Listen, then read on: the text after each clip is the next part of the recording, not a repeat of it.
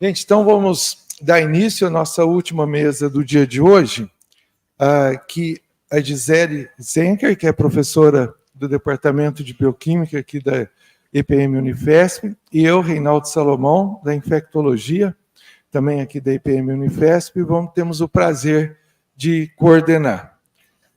Essa mesa conversa com tudo que nós ouvimos e aprendemos e discutimos hoje. É ciência de implementação e políticas públicas em saúde. Estamos preparados? Essa é a pergunta.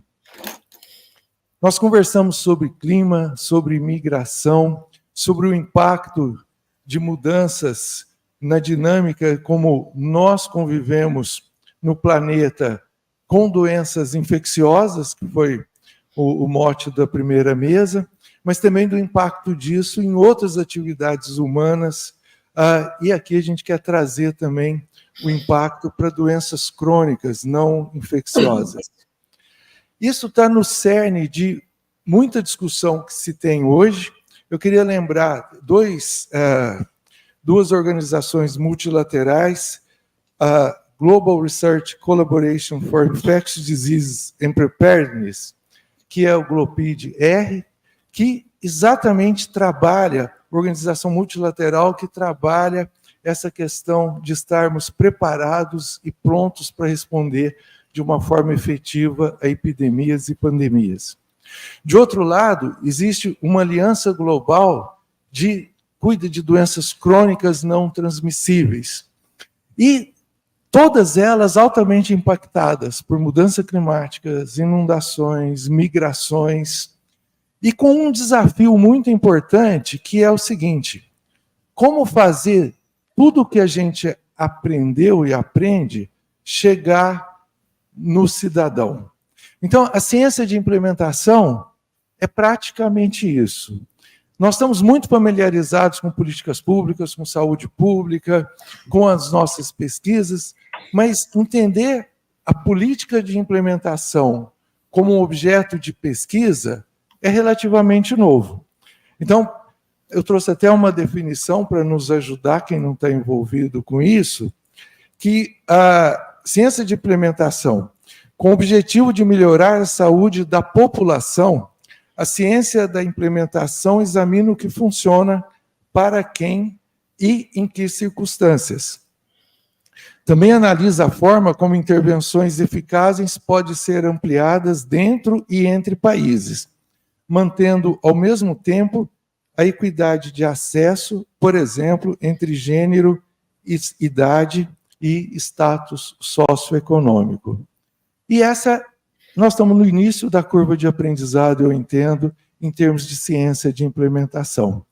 E hoje essa mesa vai nos ajudar a compreender isso no contexto de política pública, e é um prazer para nós coordenarmos a mesa com a presença da doutora Margarete Maria Prete Dalcomo, da Fiocruz, doutora Márcia Skazufka, da Faculdade de Medicina da USP, que está hoje em Londres e vai nos falar de lá, a doutora Vanessa Elias de Oliveira, da Universidade Federal do ABC, e o doutor Adriano Massuda, secretário de Atenção Especializada do Ministério da Saúde. Então, vamos começar a nossa rodada final do dia de hoje. Obrigada, professor. Então, eu gostaria de convidar a doutora Márcia Skazufka para começar. A doutora Márcia Skazufka é professora da Faculdade de Medicina da USP e também pesquisadora visitante da Universidade de Harvard e também do King's College de Londres. Então, prazer em tê-la aqui conosco. Obrigada por aceitar nosso convite. Bom, eu que agradeço o convite de participar dessa celebração tão grande de 90 anos da Escola Paulista de Medicina, que é uma grande conquista, né? Eu gostaria de agradecer particularmente o convite da professora Soraya, reitora da Unifesp, e dos professores Reinaldo Salomão e da Gisele Zenker, da professora Gisele Zenker, por organizar essa mesa e está hoje aqui conosco, né? Eu vou falar rapidamente de ciência de implementação em políticas públicas. O Reinaldo já falou tudo que eu ia falar, Reinaldo, Mas é o seguinte, eu concordo plenamente com o Reinaldo que nós estamos engatinhando, eu acho que a gente ainda não decolou, mas o esforço é grande para se aprender a ciência da implementação e poder se chegar com esse tipo de pesquisa nas políticas públicas. Próximo, por favor. Próximo slide. Desculpa. Então, eu acho que eu queria começar falando um pouco, né, que a ciência da implementação, ela teve origem no movimento da medicina baseada em evidência, né, que se iniciou nos anos 80 no Canadá. Eu acho que é importante lembrar que a Escola Paulista de Medicina é um dos berços e referência da medicina baseada em evidência no Brasil. E como eu vou mostrar um pouco mais adiante, a Escola Paulista de Medicina, os pesquisadores já estão empenhados em fazer pesquisa nessa área. Eu acho que a Escola Paulista de Medicina, por ser o berço da medicina baseada em evidência, ela tem tudo para deslanchar nessa área, né? O termo ciência da implementação foi cunhado quando a revista Implementation Science, que é esse slide que vocês estão vendo, né, foi lançado em 2006. Essa é a primeira edição da revista, né? Já se fazia pesquisa nessa área, pesquisa e implementação, mas não se usava esse termo ciência da implementação. Até hoje, né, nos artigos científicos nessa área, se usa indiscriminadamente os termos ciência da implementação e pesquisa da implementação, o que acaba causando uma grande confusão para os leitores que não sabem se ciência e pesquisa e implementação é a mesma coisa. No meu entender, a ciência da implementação, ela faz parte desse grande guarda-chuva de pesquisa e implementação que tem como objetivo final aperfeiçoar e melhorar os sistemas de saúde, né? No entanto, né, o foco da ciência da implementação, ele é claro, né, dentro desse guarda-chuva da pesquisa de implementação, que é ampliar o escopo da medicina baseada em evidência, ou, em outras palavras, diminuir a lacuna entre as evidências produzidas pela pesquisa e as práticas de saúde. Próximo, por favor. O que vocês estão vendo, né, é uma imagem de um artigo publicado pela revista Nature em 2008, nesse artigo se faz uma provocação aos pesquisadores, né? E a pergunta é: como nós, pesquisadores, podemos colaborar para diminuir essa verdadeira cratera, né, que representa as descobertas que os pesquisadores fazem, né, no dia a dia e a implementação dessas descobertas no sistema de saúde. Não apenas o tempo é enorme para a implementação, mas as dificuldades são das mais variadas. Qualquer pesquisador ou gestor de saúde sabe que para transpor essa cratera, né, ou para diminuir o tamanho dessa cratera, não basta boa vontade, não basta aumentar o financiamento em saúde ou em pesquisa, simplesmente essa mágica não acontece dessa forma, né? E muito menos que o sistema de saúde envie ordens de cima para baixo, né, para se implementar práticas de saúde ou intervenções em saúde. Muitas coisas são implementadas, mas tem outras que não, que são extremamente difíceis de acontecer lá na ponta. Desde a publicação desse artigo, né, ou antes, né, muita coisa aconteceu nessa área da ciência da implementação. Por exemplo, né, na área da pesquisa, as agências de fomento, as principais agências de fomento do mundo, como agências do Reino Unido, dos Estados Unidos, hoje em dia exigem que nas propostas de pesquisa clínicas, nas propostas de ensaios clínicos, sejam feitos estudos híbridos, que são estudos que avaliam desfechos clínicos e de implementação. Na área da política de saúde, hoje também as revistas científicas já têm vários estudos sobre a implementação de práticas e intervenções no sistema de saúde, realizados principalmente nos países desenvolvidos, né? No Brasil, eu considero que esses estudos seriam muito bem-vindos, né? O nosso SUS é um sistema que vem, é uma estrutura, um sistema de saúde que teoricamente é igual no país inteiro, que propõe práticas, intervenções de saúde, mas que para elas chegarem lá na ponta, para elas acontecerem, muitas coisas têm que acontecer, né? Muitas vezes, algumas práticas propostas, elas não são viáveis ou adequadas para a implementação nos municípios, mas o sistema acaba sem saber, porque o sistema falou, implementem.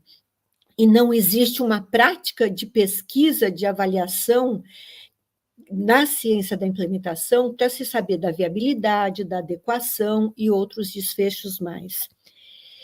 Próximo, por favor. Eu comentei sobre o foco da ciência da implementação, né, que é ampliar o escopo da medicina baseada em evidências nas práticas de saúde.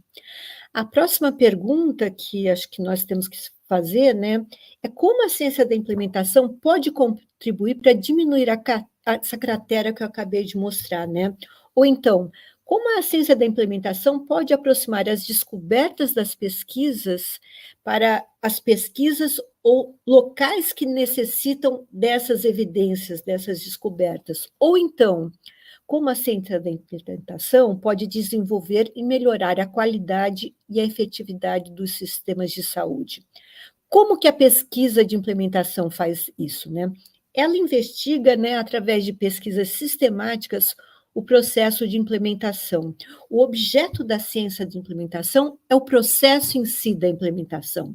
É como é o processo de fazer a implementação, sempre considerando os fatores contextuais e os atores que afetam esse processo. A pesquisa de implementação utiliza métodos científicos emprestados de várias disciplinas, como a psicologia, as ciências sociais, a epidemiologia, e ela também utiliza diversas abordagens para avaliar o processo e a qualidade da implementação. Um jeito de fazer a avaliação da implementação, uma vez que eu sei que essa política, né, que essa prática de saúde ela funciona num lugar do país, eu quero saber se vai funcionar em outro lugar, em outro contexto, é avaliar após a implementação se as pessoas que receberam a implementação é avaliar o resultado clínico, né, que é muito semelhante à avaliação dos ensaios clínicos, dos ensaios clínicos, né? No entanto, cada vez tem se tornado mais central a avaliação do alvo, que é simplesmente a própria implementação, que é o processo e a qualidade da implementação propriamente dita. Por exemplo, a implementação de tratamentos digitais para depressão, em contextos diversos, eles podem ter resultados muito distintos, né? E a avaliação dessas intervenções poderiam se usar os desfechos primários da ciência da implementação, ou se as pessoas que receberam a implementação dessa nova forma de tratamento melhoraram da depressão. Essa forma de avaliar a própria implementação, o processo da implementação, durante todo o processo da implementação, até o final dessa implementação, que é uma outra forma de avaliar se esses tratamentos digitais para depressão eles vão funcionar ou não em outros contextos, a gente pode utilizar os desfechos próprios da ciência da implementação, como, por exemplo, quais são as barreiras e os facilitadores,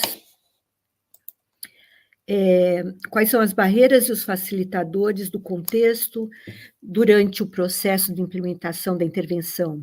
Qual a qualidade final desse processo de implementação? Qual é a aceitabilidade dessa intervenção em determinado contexto? Se a implementação dessa intervenção foi feita a adoção por esse local, por esse contexto, dessa política pública? Qual é a adequação, a viabilidade, o custo da implementação, a penetração, ou se não, a extensão da implementação, né, que poderia... Aí a gente começa a falar um pouco de equidade, né? Quando a gente começa a conseguir implementar intervenções efetivas. Elas não precisam ser exatamente iguais, elas podem ser adaptadas para diferentes contextos. Em lugares distintos dos países, com necessidades distintas, nós também começamos a melhorar a equidade em saúde, né? Enfim, eu gostaria de informar também, que é muito interessante, né, que além da pesquisa de implementação, né, está em pleno desenvolvimento nessa área a pesquisa de desimplementação, que é justamente remover práticas de cuidados de saúde que não beneficiam os usuários do sistema de saúde. Essas práticas, além de não beneficiar os usuários, elas acabam por ter um alto custo para o sistema de saúde e todos os envolvidos. Eu acho que no sistema de saúde brasileiro, ele poderia se beneficiar muito, tanto da pesquisa de implementação como de desimplementação. Próximo, por favor.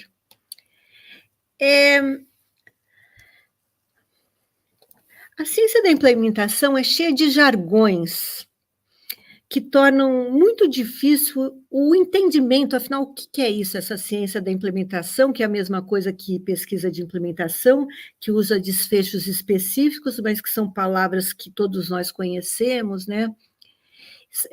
Fica difícil de entender e de explicar, né? Esse pesquisador, eu acho ele muito divertido, né? Ele é um pesquisador americano, e ele publicou um artigo onde ele definiu de forma muito clara e muito simples a ciência da implementação. Ele mostra nessa explicação, né, quais são os principais componentes da ciência da implementação. Ele chama de a coisa as intervenções, as políticas, a inovação, cuja implementação necessita de suporte. Não são todas as intervenções que necessitam de suporte, de pesquisa de implementação. Intervenções são muito simples de implementar, mas muitas precisam de suporte, né? No segundo e no terceiro componente dessa que ele chama atenção, né, ele diferencia claramente a pesquisa clínica ou de efetividade, que avalia se a coisa, né, se a intervenção funciona, da ciência ou pesquisa de implementação, cujo foco é encontrar a melhor forma de ajudar as pessoas ou o local a fazer a intervenção, né? No quarto componente, ele mostra que para implementar as intervenções, né, são necessárias estratégias, que são as coisas que nós, pesquisadores, fazemos, né? Como se faz? Nós, pesquisadores, que trabalhamos para fazer essa implementação, para ajudar as pessoas ou os lugares a implementar a intervenção.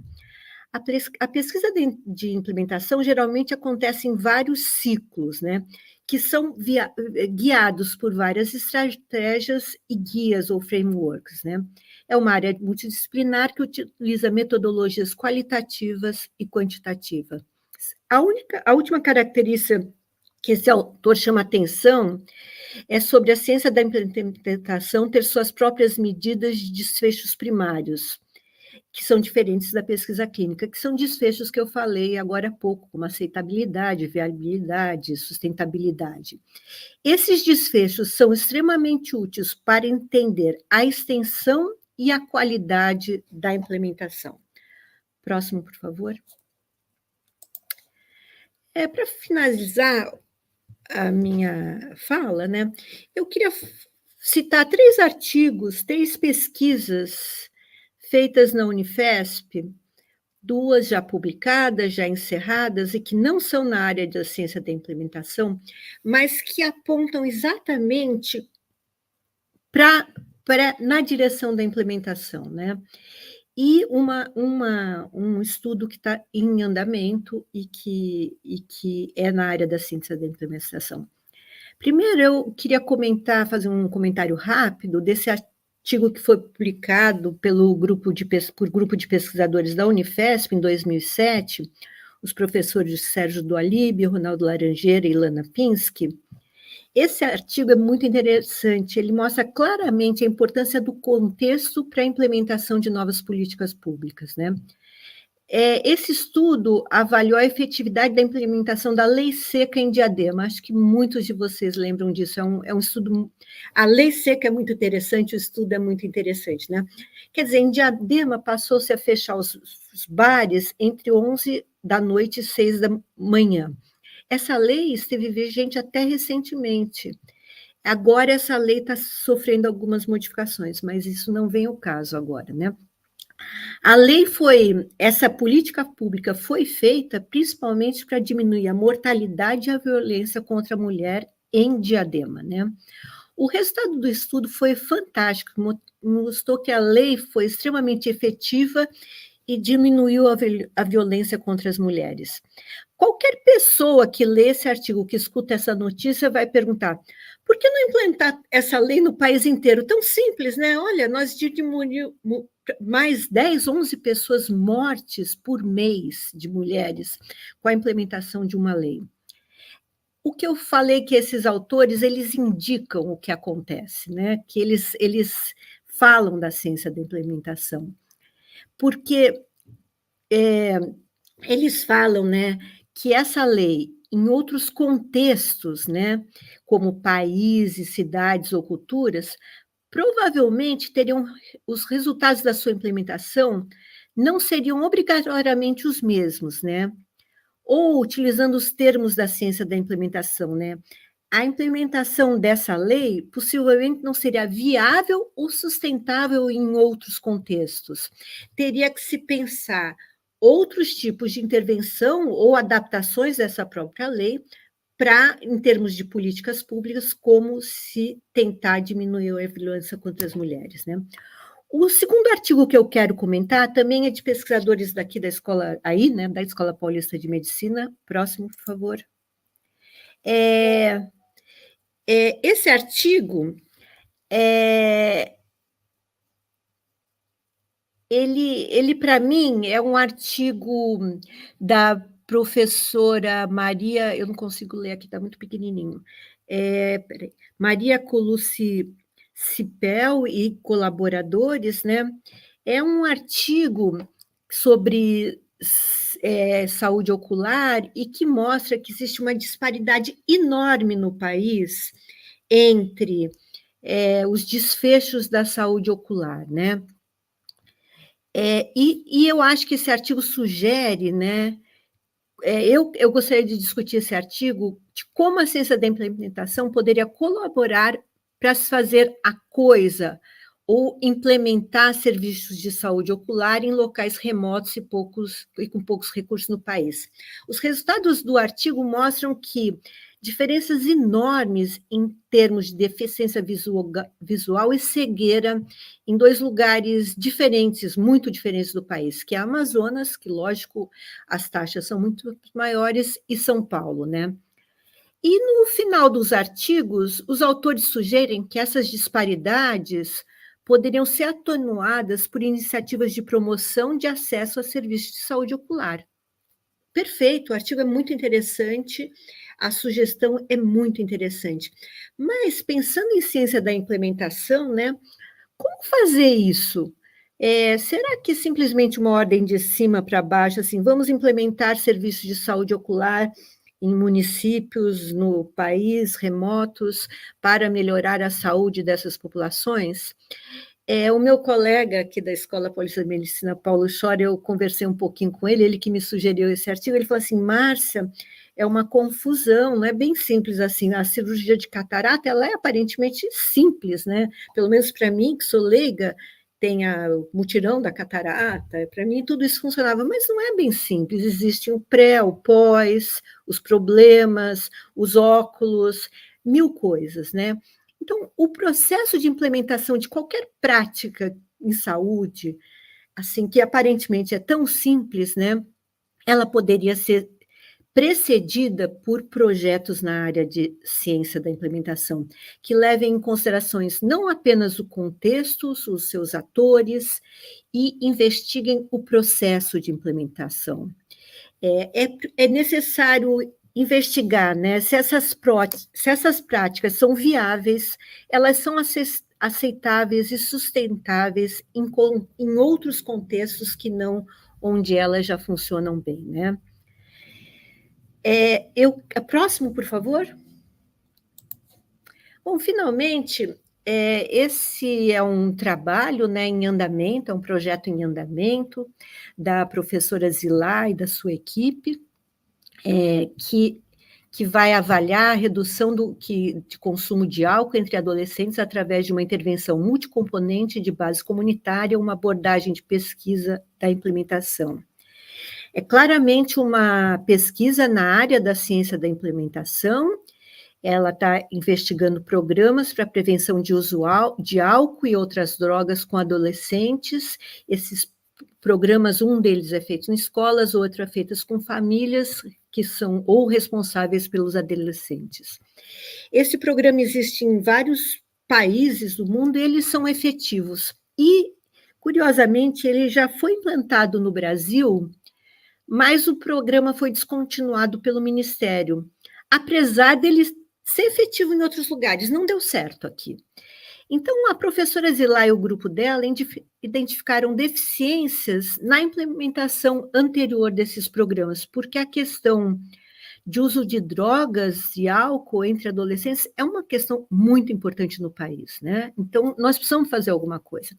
Ela foi lá e identificou, olha, existiram problemas na própria implementação desse programa. Elas escreveram esses problemas, ela e eles, o grupo dela, como falta de saber fazer a implementação, falta do envolvimento de atores envolvidos no programa e sua implementação, e falta de integração entre os programas e a comunidade. Na pesquisa atual, vão ser utilizadas estratégias e frameworks próprios da ciência da implementação que pretendem, né, que vão permitir entender o processo de implementação, a extensão e a qualidade dessa implementação. E com isso, né, entre outras questões, o estudo poderá responder se foi a implementação anterior que falhou ou se essa é uma intervenção que não é viável, aceitável, sustentável dentro dos contextos onde se está tentando fazer essa intervenção no Brasil, né? Finalmente, para finalizar, eu gostaria de lembrar essa frase, né, do Louis Pasteur. Ele fala que as pessoas que devotam as suas vidas fazendo pesquisa, a próxima, obrigada, que a maior felicidade é fazer cada vez mais descobertas, né? Mas, no entanto, a felicidade só se completa quando os resultados dos seus estudos encontram uma aplicação prática. Eu queria agradecer novamente pelo convite de participar das celebrações dos 90 anos da Escola Paulista de Medicina e parabenizar a todos, né, pelos resultados incríveis da implementação dessa escola, né, que são resultados incríveis no ensino, na pesquisa e na extensão durante todos esses 90 anos. Muito obrigada.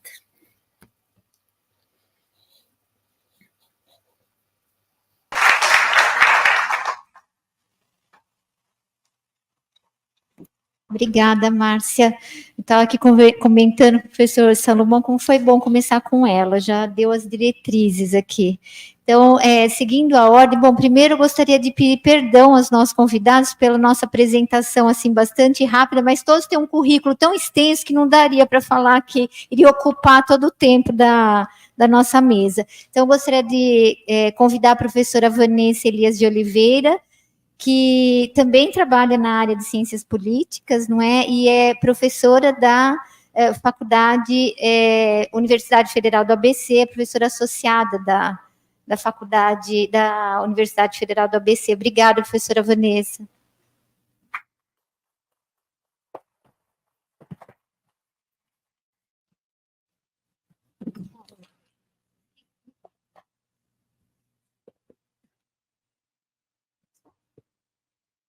Bom, boa tarde a todas e todos. É um prazer enorme estar aqui nesse momento de celebração da Escola Paulista de Medicina. É um desafio falar depois da Márcia, que já apresentou quase tudo para a gente sobre ciência da implementação, mas eu vou falar um pouco de implementação também, do ponto de vista das políticas públicas, que vem estudando implementação de políticas públicas há bastante tempo, e me chamou a atenção o fato de que a gente tem um debate que é recente e ainda pouco incorporado na ciência brasileira, que é a implementação do conhecimento científico, né? Um tipo diferente de implementação nesse sentido, né? Eu vou organizar minha fala com base em duas questões principais. Como que a gente pode transformar o conhecimento científico em uma política pública? Essa é a primeira. E como garantir que a política pública vai entregar os resultados esperados? Acho que essas são questões que a ciência deve se preocupar com, né? E que tem um forte diálogo com a ciência política, os estudos de políticas públicas. Bom, sobre a primeira pergunta, como transformar o conhecimento científico em uma política pública, né? A Márcia trouxe essa discussão do processo de ciência da implementação, e os estudos da ciência da implementação mostram que leva cerca de 17 anos para a gente transformar um conhecimento científico em algo aplicado, em qualquer área do conhecimento, né? Em média. Claro, algumas coisas andam mais rápido, que na Covid a gente viu isso, com as vacinas, e outras andam muito mais devagar. Ou seja, a gente está nas universidades produzindo um conhecimento que leva cerca de 17 anos para virar algo que chega à população no dia a dia. Mas como que a gente pode olhar para isso, pensando nas políticas públicas e o papel da ciência na transformação das políticas públicas, né? Uma questão que a ciência política e as políticas públicas trabalham bastante é quando um problema vira um problema de política pública. A gente não pensa muito sobre isso, né? Mas os problemas estão aí no cotidiano e alguns viram política pública, ou chamam a atenção da gestão pública e se tornam uma questão de política pública, e outros não. O que explica a atenção dada a alguns problemas e não a outros problemas? Bom, a gente tem a amplitude do problema, a visibilidade que ele ganha na mídia, na sociedade, o papel dos grupos de interesse. São elementos que ajudam a transformar um determinado problema num problema a ser tratado pelo Estado por meio de uma política pública. É claro que nesse processo, o lobby faz diferença, né? A gente não regulamentou o lobby no Brasil, mas é uma força importante para colocar os problemas na agenda da gestão pública, a pressão social por meio da sociedade civil organizada, a influência da academia, né, e dos estudos que mostram resultados que podem influenciar as políticas, tudo isso é política. E nós mesmos somos atores políticos quando defendemos determinadas ideias ao invés de outras, né? Ou seja, influenciamos o debate político, e isso é importante termos em mente, né? Ou seja, temos uma responsabilidade política ao difundirmos os resultados das nossas pesquisas, né? Que podem interferir numa série de questões sociais. Agora, às vezes o Estado reconhece um problema como um problema a ser tratado como política pública, e às vezes não. No campo de pesquisa das políticas públicas, a gente fala que a não decisão é uma decisão política. É claro, quando o Estado resolve não fazer nada em torno de um problema, de uma questão, ele está decidindo politicamente, e com consequências para a sociedade. O caso do Rio Grande do Sul deixou isso muito claro, né? A não decisão é também uma decisão.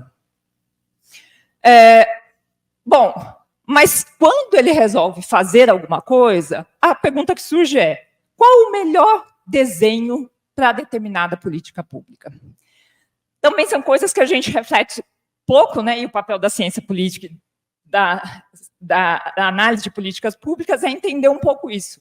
Tá, eu tenho um problema, o Estado resolveu fazer alguma coisa acerca desse problema, mas qual o melhor caminho para tratar este problema? No caso da política de saúde e do federalismo brasileiro, a gente deu, a partir de 88, autonomia para os 5.570 municípios.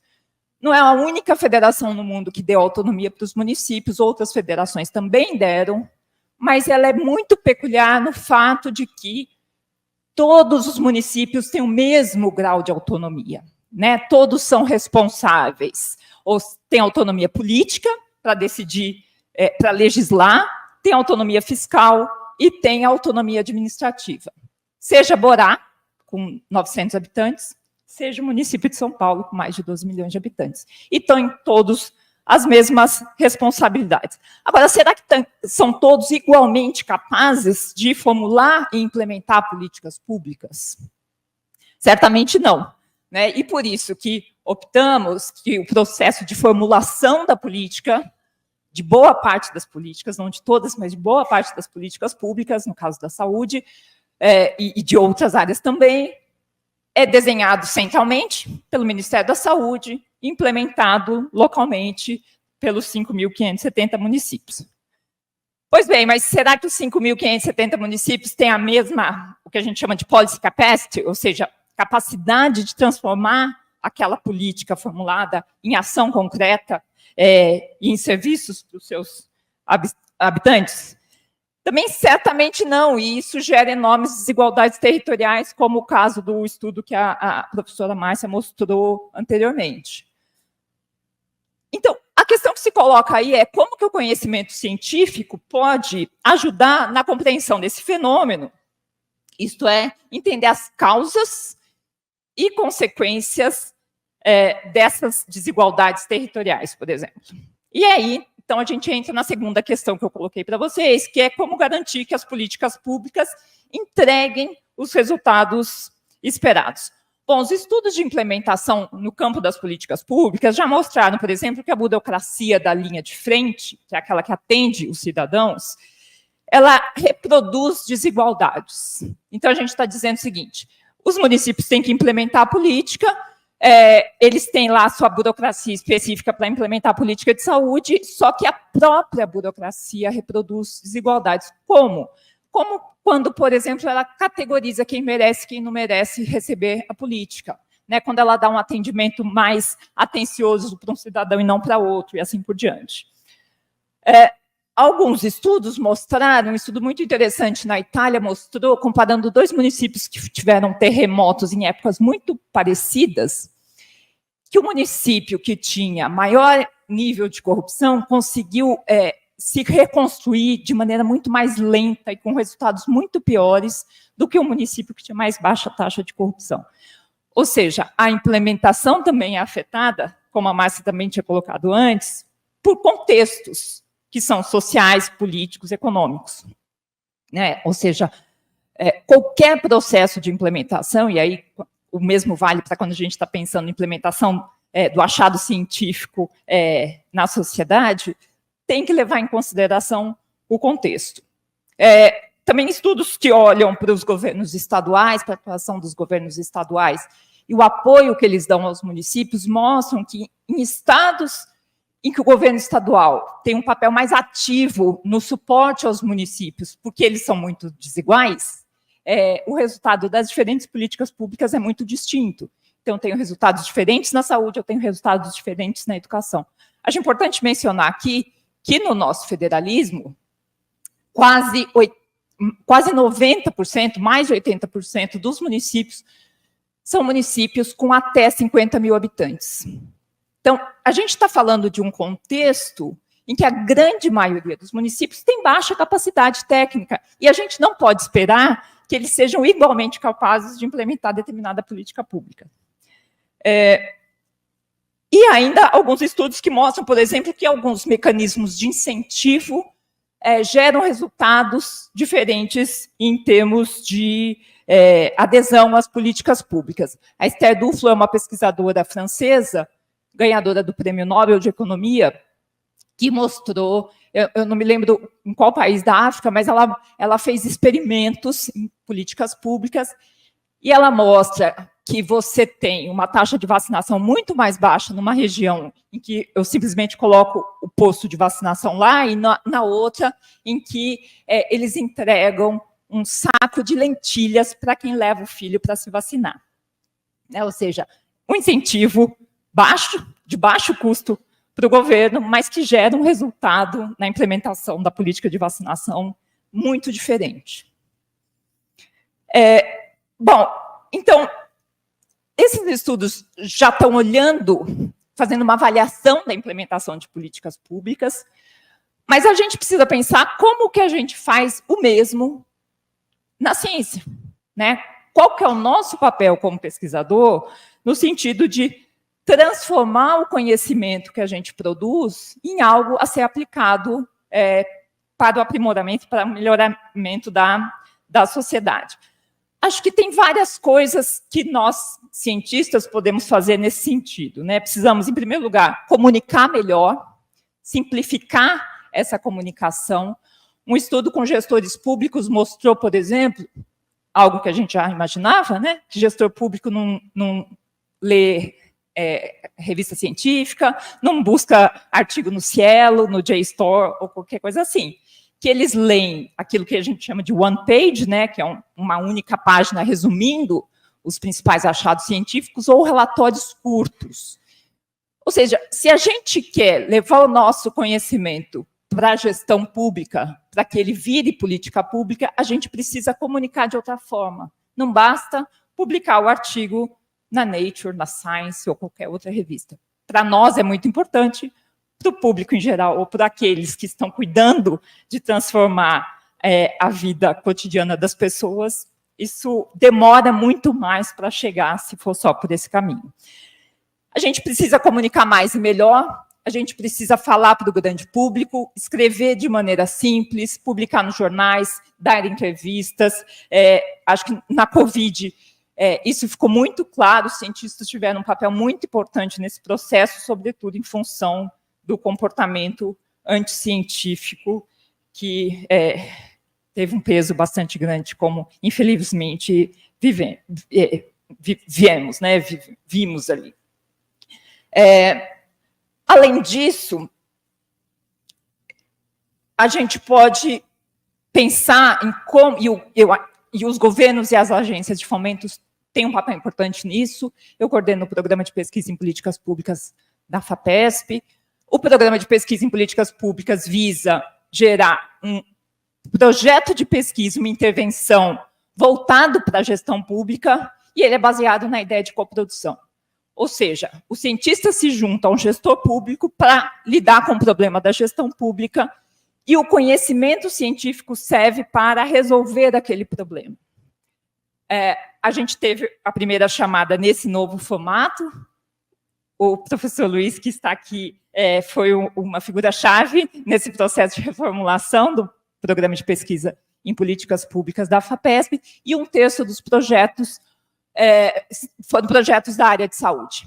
Ou seja, existe uma demanda para essa atuação conjunta, para a coprodução entre saúde e gestão pública. Agora, só a FAPESP não dá conta do desafio que e da tarefa que temos pela frente, no sentido de ampliarmos o diálogo entre academia e gestão pública, para transformarmos as políticas públicas, né? Na verdade, essa não é só uma tarefa da área de política pública, para quem trabalha com política pública. As agências internacionais têm exigido uma declaração sobre qual que é o impacto social da sua pesquisa para qualquer área de pesquisa, mas a gente pode estimular ainda mais, né? Agências governamentais, agências de fomento podem e devem exigir da gente, e a gente precisa aprender a fazer isso, né? Porque não fomos ensinados, e precisamos saber ensinar para que as próximas gerações de cientistas vejam esse desafio como um desafio da ciência. Precisamos também transformar o conhecimento científico em algo aplicável que tem o potencial de transformar a sociedade. É isso. Obrigada.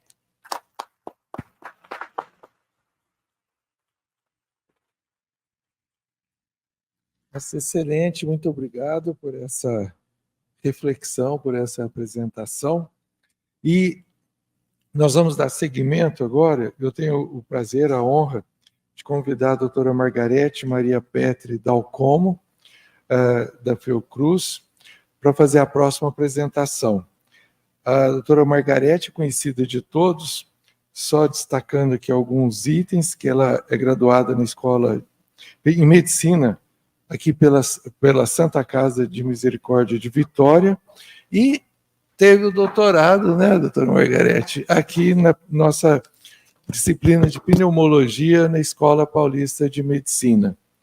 Entre tantos atributos, ela é membro titular da Academia Nacional de Medicina e pesquisadora sênior da Fiocruz. E acho que mais do que tudo, a doutora Margarete foi uma voz de sensatez na pandemia.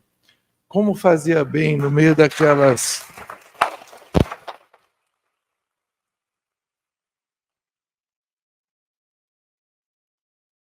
Em meio a tanta desinformação, chegava, olha, agora a doutora Margarete vai falar, parece que todo mundo parava e queria saber o que de verdade estava acontecendo, o que se sabia, o que precisava ser aprendido. Então, um prazer muito grande, uma honra ter aqui hoje conosco, doutora Margarete. Obrigada, Reinaldo. E queria dizer, antes de começar, não posso começar a falar nada sem dar aqui o meu depoimento de quem saiu da escola, Reinaldo. Então, assim, eu entro na Escola Paulista, eu sinto uma alegria especial, um orgulho enorme. Aqui eu fui muito bem recebida, várias pessoas do Rio de Janeiro, eu sou do Rio de Janeiro, todos sabem, e eu fui recebida assim com um rigor, eu diria, muito grande, pelo professor Manuel Lopes dos Santos, né, que logo pegou e me deu quase um cascudo, assim, perguntando, esse trabalho ambicioso está financiado?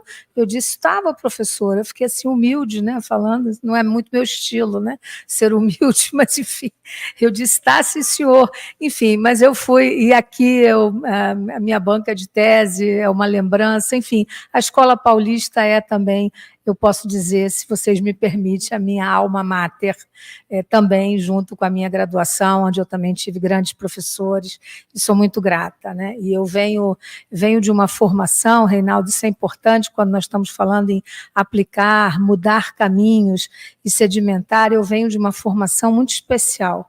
Eu dei essa mesma palestra semelhante há 2 dias atrás num congresso em San Diego, nos Estados Unidos, quando eles me puseram para fazer um storytelling, né, about my trajectory, né? E eu falei da Escola Paulista lá também, né, da minha experiência aqui. E eu disse, ninguém tem que ser condenado a fazer aquilo que foi criado no ambiente, né? Eu fui criado no legal environment, né, no ambiente de juristas, né? E mudei de ideia, assim, na consciência de um adolescente aos 17 anos, vivendo na ditadura militar do Brasil. Eu sempre fui muito jeitosa para cuidar, eu nunca tive um momento de arrependimento, e a Escola Paulista me deu, obviamente, a segurança, já na maturidade, de que tinha escolhido o caminho certo. E os comentários que eu vou fazer nessa apresentação, Reinaldo, eles são um pouco particulares, eu aqui vou fazê-los de maneira muito deliberada para que nós pensemos um pouco nessa questão de implementação de políticas ou de métodos ou de metodologias para o futuro. E eu vejo com muita preocupação, realmente muita angústia, eu diria, como é que nós vamos enfrentar o futuro com a formação profissional que nós estamos verificando hoje, né? Então, essa é a minha primeira reflexão. E o que isso quer dizer, né? Quer dizer muita coisa. Quer dizer que nós, se eu tivesse que responder objetivamente a pergunta que está feita nesse simpósio, eu diria que não. Nós não estamos preparados, porque nós não estamos preparados para um país enorme, diverso, excludente, naturalmente muito excludente e, sobretudo, que envelhece, e que envelhece rapidamente, né? Se nós pensarmos que em 2040, Reinaldo, nós teremos 38% da nossa população com 60 anos, né, e que a nossa taxa de fecundidade é hoje comparável aos países escandinavos, por exemplo, né, temos 1,7 filho como taxa de fecundidade, inclusive entre camadas mais pobres, né? Então, outro dia, a professora vai achar graça, eu discutia numa mesa em que só tinha sociólogos, e a socióloga insistia dizendo, não, porque nós chegamos numa comunidade e tem aquelas casas com 10 pessoas, eu disse, desculpa, mas isso não é mais um modelo atual do Brasil, nem nem em comunidades nós encontramos mais aquelas casas com 10 pessoas, porque até entre essas camadas de população envelhecemos. Então, como é que nós estamos preparados para esse futuro com uma estrutura que precisa dar conta, uma estrutura monumental como o SUS, por exemplo, que é a grande arma que nós temos para enfrentar.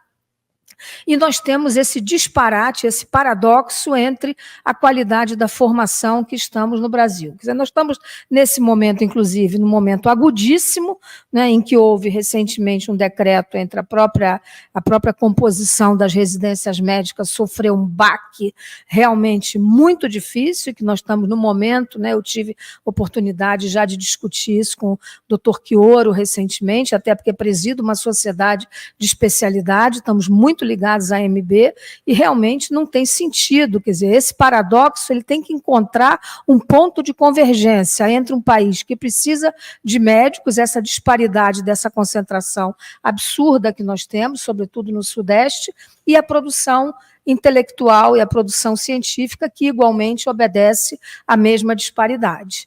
Então, assim, eu diria, mais uma vez, Reinaldo, não, nós não só não estamos preparados, como eu vejo de maneira bastante pessimista, se eu puder, olha que eu sou uma otimista obstinada, como todos vocês sabem, né? Diante da retórica mais nociva que nós tivemos durante a pandemia, eu sempre consegui passar as piores notícias com um laivo de esperança, obedecendo aquilo que a colega aqui diz, né? Nós temos a obrigação de nos comunicarmos. E aqui eu queria, né, tem muita gente jovem aqui nos ouvindo, dizer o que eu acho que é o modelo do futuro de um médico ou de um profissional da saúde.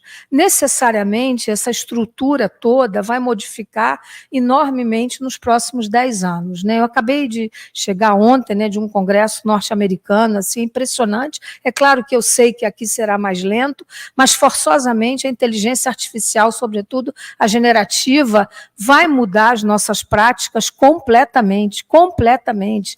Eu diria que de maneira muito marcada, quer dizer, a prática desde...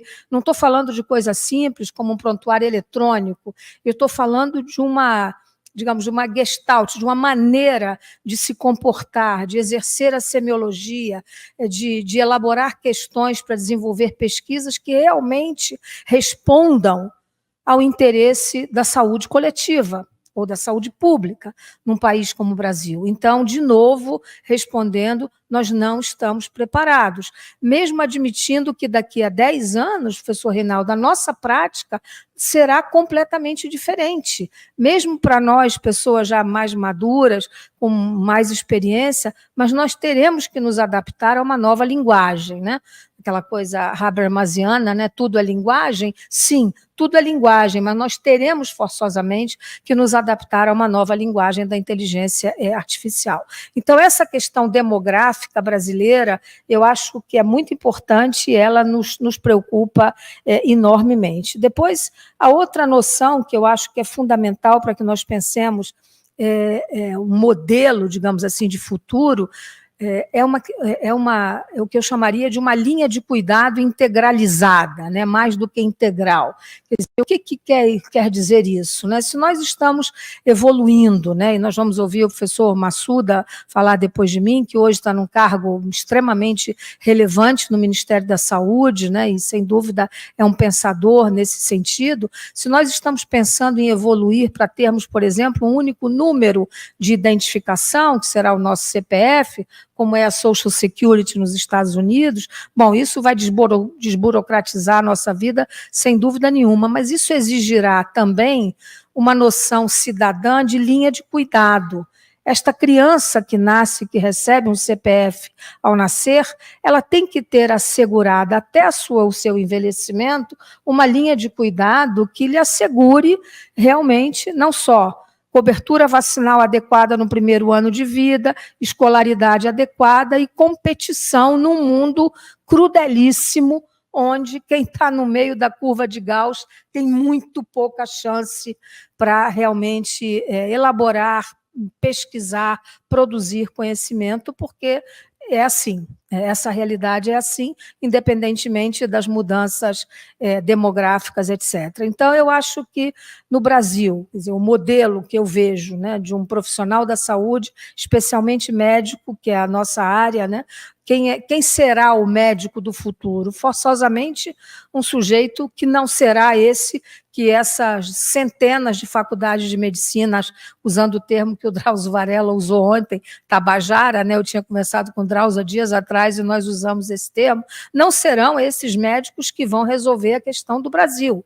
Porque a atenção primária, ao contrário do que muitos pensam, nada tem de primária, no sentido pejorativo de ser primário. Ao contrário, a atenção primária, quando bem feita, vai resolver 70%, no mínimo, dos problemas de saúde. Né, há pouco eu conversava com o professor Massuda, né, dizendo nós precisamos dar acesso às pessoas a medicações, por exemplo, para doenças respiratórias. Por quê? É só porque nós somos bons? Não. É porque os médicos que estão ali têm que saber fazer diagnóstico e, se fizerem diagnóstico corretamente, e a esse cidadão, nisso que eu estou chamando de linha de cuidados, for assegurado o tratamento adequado, nós teremos um impacto na economia da saúde enorme, tirando essas pessoas das emergências e evitando hospitalizações desnecessárias, sobrecarregando o sistema de saúde, seja suplementar, seja da saúde pública, enormemente. Então, isso é ser desenvolvido. Né? Hoje, recentemente, também vi na Escandinávia como é que as coisas funcionam. É claro que eu reconheço que nós estamos muito longe daquele modelo, onde a capacidade de resolubilidade na chamada atenção primária é imensa. Realmente hospitaliza quem tem complicações muito, eu diria, com muita sofisticação detectadas no sistema primário. Um médico da rede primária tem que ser capaz de identificar uma crise de asma grave, um infarto agudo do miocárdio, um abdômen agudo. E esses são os casos que ele vai hospitalizar. Mas não lotar os hospitais por crises de asma, enfim, razoavelmente simples, ou gripes, ou influenza, que pode ser diagnosticada sem complicação, etc.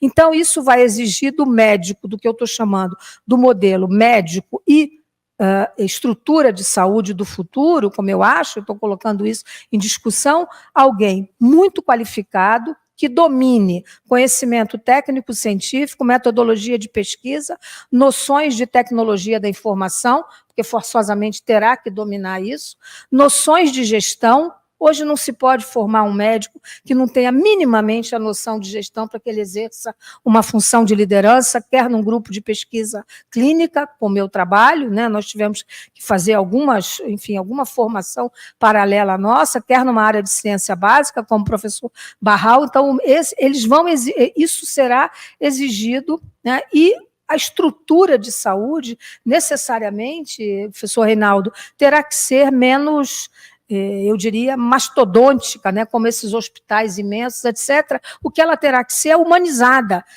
ela terá que ser necessariamente ligada à casa do usuário. Então, essa pessoa tem que ter acesso diretamente. Então, não é só, vai muito além do prontuário eletrônico. Vai muito além de algo que hoje é simples de ser instalado. Vai numa medicina cada vez mais, ou numa atenção, melhor dizendo, cada vez mais personalizada, onde forçosamente, né, o conhecimento, a genética, a inteligência artificial, sobretudo a generativa, vai permitir, ou vai exigir, melhor dizendo, que esse profissional tenha essa capacidade de formação, tenha essa qualidade de formação. Então, eu acho que, assim, nós não estamos preparados e nós não estamos, a meu juízo, nos preparando de uma maneira adequada que seja capaz de unir, né, e, naturalmente, por último, mas não menos importante, humanizar a formação dos médicos. Não é possível que nós, dos médicos e profissionais da saúde, que nós continuemos a jogar no mercado não apenas pessoas desqualificadas tecnicamente para um diagnóstico simples, né? Então, eu digo muito aos meus alunos e pessoas que trabalham comigo em pesquisa, não adianta trabalhar na rede primária, tem que saber fazer diagnóstico disso que eu acabei de citar, né, de um infarto agudo, etc., mas tem que saber diagnóstico de sarampo também. porque a gente sabe que diagnóstico de sarampo, quem dá é a mãe, né? A mãe chega na atenção primária e diz, eu vim trazer meu filho porque ele está com sarampo. A mãe sabe, sobretudo se ela tem mais de um filho. Mas um médico, um enfermeiro de nível superior, ele tem que saber o que é uma virose respiratória. Hoje ele teria que saber quais são os sintomas prevalentes de uma Covid-19, como ele tem que saber orientar, por exemplo, nos programas de vacinação, hoje tão combalidos e tão machucados por essa retórica tão nociva, como eu disse, negacionista de algo tão tradicionalmente arraigado na cultura brasileira, que é o processo de vacinação. E eu acho que esse trauma que nós hoje estamos vivendo, essa cicatriz que a Covid-19 deixou em todos nós, revela, mais uma vez, que nós precisamos estar presentes o tempo todo numa linguagem acessível, utilizando meios de comunicação, e por isso é que eu disse que o profissional da saúde do futuro tem que estar preparado para tudo isso, inclusive para saber falar e se comunicar sem usar um jargão, numa linguagem que seja, ele não pode ser simplista, ele tem que usar a informação científica mais sofisticada, porém numa linguagem que seja acessível a todos. Eu acho que, de certa maneira, muitos de nós, obviamente não apenas eu, mas muitos de nós conseguimos fazer durante um período muito difícil, que violou, sobretudo, a nossa cultura, né? Nós somos latinos, somos gregários, e cada vez que alguém me telefonava, professor Reinaldo, ou me mandava uma notícia, me dizia,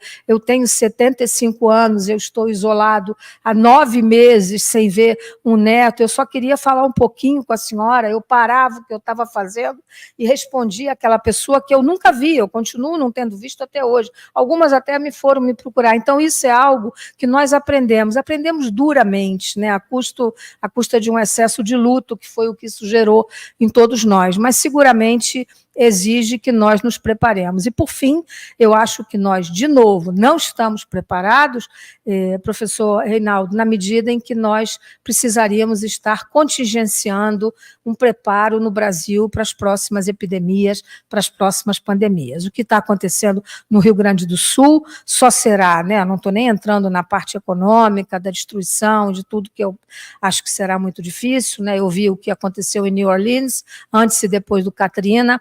Se lá levou 10 anos num país rico como os Estados Unidos, eu acho que o Rio Grande do Sul levará um longo tempo, mesmo com toda a ajuda recebida, né? Eu acho que, sem dúvida, isso que eu estou chamando de contingência é algo que nós não podemos mais, um país como o Brasil, enfrentar, digamos, novas epidemias ou novas pandemias. Não é mais uma questão de sim ou não, é uma questão de quando. Todos nós sabemos, né, a gripe aviária está aí, né, os Estados Unidos já deu ordem hoje de manhã para fabricar em regime de urgência 5 milhões de doses e vai vacinar todos os que tiveram contato com vacas e gado nas fazendas. Então, assim, e o Brasil? Quer dizer, o Brasil tem tantos problemas e tantas emergências que vão surgindo, mas, assim, nós precisamos ter grupos de profissionais de toda a ordem, administrativo, médico, enfermagem, de toda a ordem, preparados para serem acionados como os países mais desenvolvidos têm. Então, eu acho que isso tudo, essas 4, digamos, eixos de consideração que eu fiz, responde à pergunta desse seminário. Não, nós não só não estamos preparados, como nós não estamos nos preparando para nos preparar adequadamente para um futuro que está muito mais breve e muito mais perto, e que ainda é para gerações, mesmo as mais maduras, não as mais jovens, como o professor Belfort, aqui presente, né, professor Belfort? O professor Belfort já está preparando o centenário da escola, né? Ele será novamente protagonista, sem dúvida, né? Mas, enfim, eu acho que essas seriam as minhas considerações. Estou à disposição para a discussão. Muito obrigada.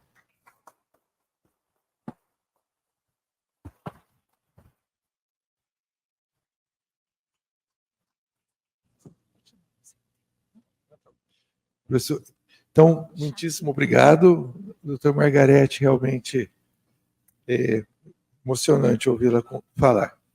E agora nós vamos convidar nosso último palestrante do dia, que é o doutor Adriano Massuda, que é atualmente secretário de Atenção Especializada do Ministério da Saúde, O Adriano Massuda, ele é graduado em Medicina pela Federal do Paraná, doutorado em Saúde Coletiva pela Unicamp e pesquisador visitante em Saúde Global e Populações de Harvard.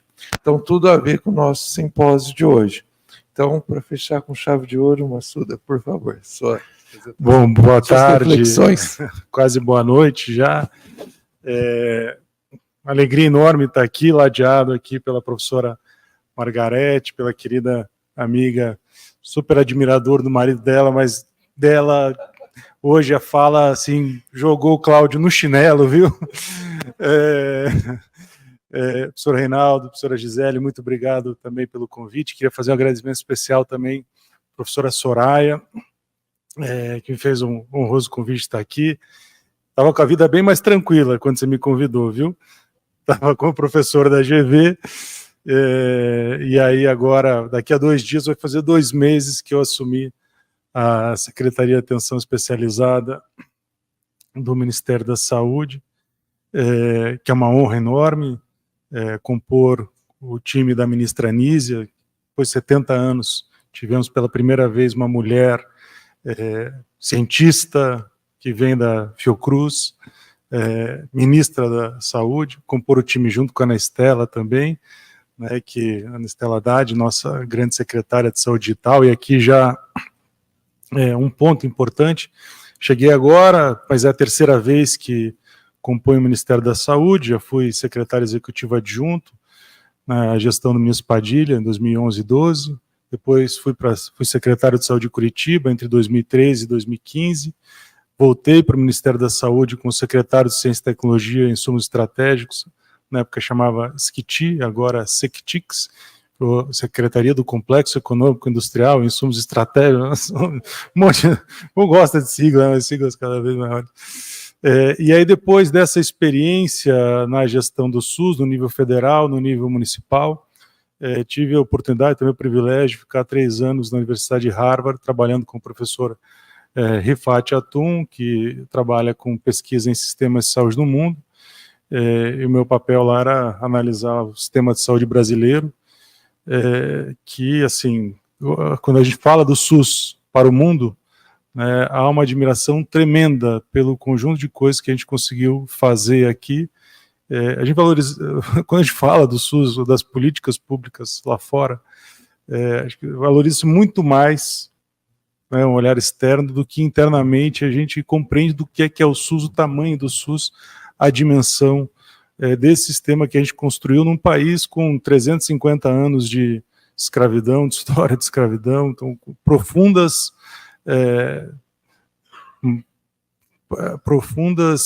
cicatrizes, né, mais do que injustiça, cicatrizes que são difíceis de tratar e que geram inúmeras desigualdades. Então, construir um sistema de saúde que tem como princípios a universalidade e a integralidade num país como o Brasil não é pouca coisa. E a sua implementação, e aí discutindo o sistema de ciência de implementação, de fato, acho que a Vanessa colocou aqui muito bem, né, os desafios de implementar um sistema com esses princípios num país com essa história e num sistema federativo como o brasileiro, com uma descentralização para o nível municipal. Poucos países no mundo criaram um sistema de saúde com esse grau de descentralização. Isso traz uma série de oportunidades e uma série de desafios, na medida em que muitos municípios criam políticas e inovam por uma série de fatores. Então, isso dá uma capacidade de criação, de criatividade imensa, ao mesmo tempo que a capacidade de implementação de políticas nacionalmente é muito variada por um conjunto de fatores que a Vanessa colocou muito bem aqui. Então a gente vive nessa, num sistema que é o Brasil também, nessa face múltipla de um país lindo que tem tanta coisa, tanta beleza, tanta capacidade, tanta cultura, tanta ciência, né? Tem Margaré Dalcomo, tem Drauzio Varela, que são grandes comunicadores, né? Ao mesmo tempo que a gente, junto com eles, vivia uma onda de fake news que desestabilizou um conjunto de coisas. Então, eu acho que um pouco isso, né? a Margarete colocou essa perspectiva né, dos desafios, eu acho que assim, não é só o Brasil que vive esses desafios, esse é um problema dos sistemas de saúde no mundo. Os sistemas de saúde no mundo hoje enfrentam grandes desafios. Vem de uma trajetória de grandes avanços, né? É importante reconhecer isso. É importante reconhecer que o fato da gente ter implementado sistemas de saúde no mundo fez com que os avanços tecnológicos na área da biomedicina alcançassem escalas populacionais. E isso permitiu que a gente conseguisse diagnosticar e tratar doenças que poderiam ser tratadas. Isso teve um impacto muito importante no aumento da expectativa de vida no mundo. O século passado foi o século onde a gente passou de uma média de expectativa de vida no começo do século de 35, 40 anos, para final do século nós chegamos em 70, 75 anos, com grandes diferenças no mundo, evidentemente. Mas os países envolvidos que implementaram o sistema de saúde demonstraram esse grande avanço. E quando você tem uma desestruturação do sistema de saúde, o impacto é muito rápido. O exemplo clássico é a União Soviética, que, quando desestruturou o sistema de saúde, teve um impacto na redução de mortalidade, da expectativa de vida, bastante importante, principalmente em doenças que poderiam ser tratadas, né, se diagnosticadas precocemente. Hoje saiu aí agora também o relatório da Organização Mundial de Saúde, demonstrando a diminuição da expectativa de vida no mundo em função da pandemia. E a pandemia, então, acho que demonstrou, né, que, assim, apesar de todos os avanços, os sistemas de saúde no mundo não estão preparados. Mas mesmo antes da pandemia, para continuar avançando, para enfrentar hoje problemas, né, decorrentes do envelhecimento populacional, como as doenças crônicas, como o câncer, a incorporação de novas tecnologias, a formação de profissionais, como é que se articula tudo isso dentro de uma lógica organizada? Não é simples, não é trivial. A ciência da implementação acho que pode contribuir muito, mas compreender essa complexidade. O que a gente está tratando aqui são construções sociais altamente complexas. Né, olhar para o conjunto de um sistema de saúde, para mim, assim, que viviam esses dois lados, né, da gestão e da pesquisa, e aí acaba sempre assim, puta, não faço nada direito, né, não consigo ser um bom presidente. Você fica assim, né, olhando, né, para os nossos pesquisadores, pô, como faz pesquisa? Eu queria fazer assim, né? Quem fica só na gestão queria ser. A gente fica nesse limbo, né? Eu pelo menos essa interface, mas ao mesmo tempo me dá a possibilidade de ter essa visão, né, de o quanto a ciência ajudaria a formulação de políticas, a avaliação, né, o feedback para você retroalimentar, e o quanto isso é frágil no mundo e no Brasil. Voltando agora pela terceira vez para o Ministério da Saúde, vendo, né, que apesar da gente ter direção, ter clareza de rumo, saber o que quer fazer, mas a máquina foi muito danificada. O impacto que você tem, primeiro, de política de austeridade, do neoliberalismo, que precede a gestão do inominável, gerou o inominável. Então, essa estrutura, né, de política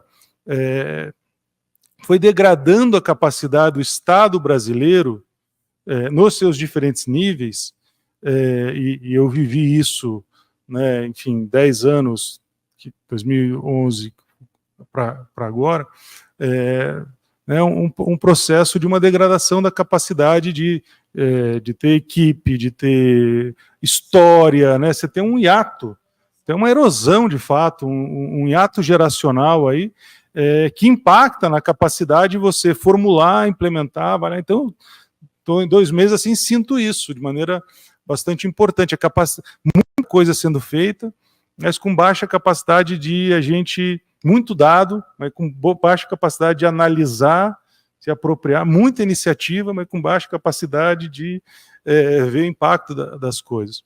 Por outro lado, no campo da academia, também acho que uma baixa capacidade de compreender e conversar com esses tempos que são distintos de quem está na gestão. De fato, nos 2 meses, gostaria de ter tempo de continuar lendo. Eu leio ainda quando tenho as viagens de avião que eu faço, é o melhor momento para poder ler. Mas, assim, né, a dinâmica, a quantidade de coisa que você, né, ainda mais na secretaria que eu estou responsável, atenção especializada, que vai da, né, transplante, a urgência e emergência, a área hospitalar.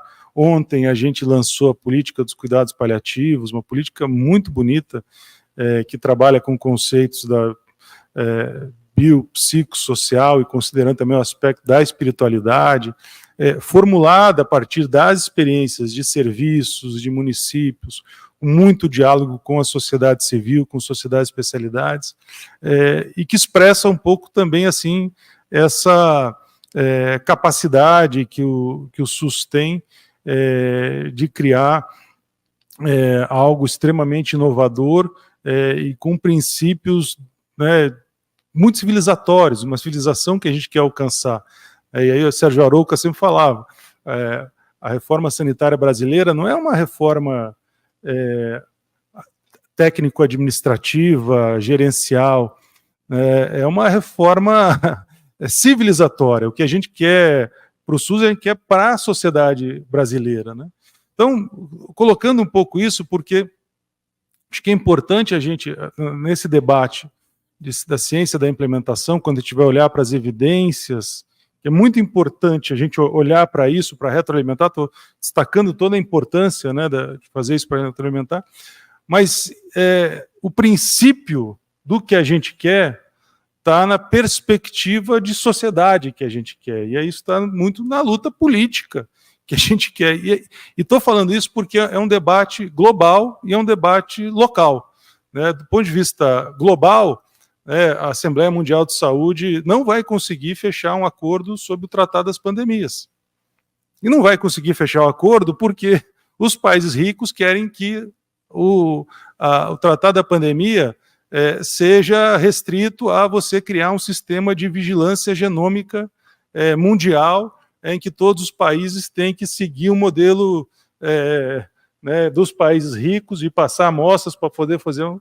E os países pobres estão falando, olha, não é só isso, né? A gente até topa fazer isso, mas a gente também quer discutir acesso a insumos, acesso a vacinas. Olha o que a pandemia mostrou, a COVAX vacina, que era uma ótima iniciativa, não foi implementada, a gente não conseguiu fazer isso. Então, por conta dessa questão, que é civilizatória, né, a gente, do ponto de vista global, não vai conseguir chegar num acordo, infelizmente. Ao mesmo tempo, no nível local aqui, a gente vive, então, entre o SUS, toda essa beleza de Brasil, de tudo que a gente faz, com fake news e tudo o que a gente viu aí recentemente do poder destrutivo que pode ter um governo de extrema direita. Enfim, então, a gente vive, de fato, num momento... então, o sistema de saúde, eu acho que tem desafios e oportunidades, e a nossa vida enquanto sociedade tem dilemas importantes, que esses dilemas, enfrentar esses dilemas vai definir que tipo de sistema a gente vai construir ou não. Se a gente for para um lado mais civilizatório, tem perspectiva de ter mais SUS, tem perspectiva de incorporar mais tecnologias, tem perspectiva de fazer o que a gente fez no século passado, incorporar tecnologias para fazer beneficiando grandes contingentes populacionais. Mas se caminhar por outro lado, acentuar as diferenças, acentuar as desigualdades, que no Brasil isso é dramático por conta das cicatrizes profundas que nós temos que me referir no começo. Então, a ciência da implementação, acho que ela tem que ser colocada no lugar certo. Ela é muito importante, mas ela não define política. O que define política, né, acho que é o conjunto de olhar para os problemas, né, aqui eu vou falar um pouco dos problemas. Né, então, cuidado paliativo, por exemplo, foi identificado como um problema. Por conta de uma sensibilidade, a humanização foi tratado, virou política nacional. Mortalidade materna. esse problema, assim, mortalidade infantil a gente conseguiu fazer, não reduziu aonde pode chegar, porque aí envolve mexer na atenção hospitalar, mexer na UTI neonatal, os cuidados, né? Mas a mortalidade materna a gente não venceu ainda, porque a atenção ao parto no Brasil ainda é um problema estrutural. E quando a gente olha para a mortalidade materna para mulheres pretas, é ainda maior. Então, a gente tem esse tipo de problema ainda não resolvido, que é um problema que precisa ser enfrentado. A ministra Anísia deve lançar em breve uma revisão da política da Rede Cegonha, que trouxe importantes avanços, mas não conseguiu mexer na mortalidade materna para buscar enfrentar esse problema.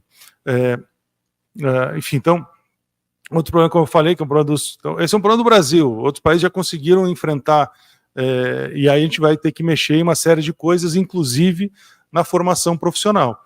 Eu tenho 3 filhos. O terceiro nasceu no período que eu estava morando em Boston. A gente fez, apesar de todos os problemas do sistema de saúde americano, a gente morando em Massachusetts,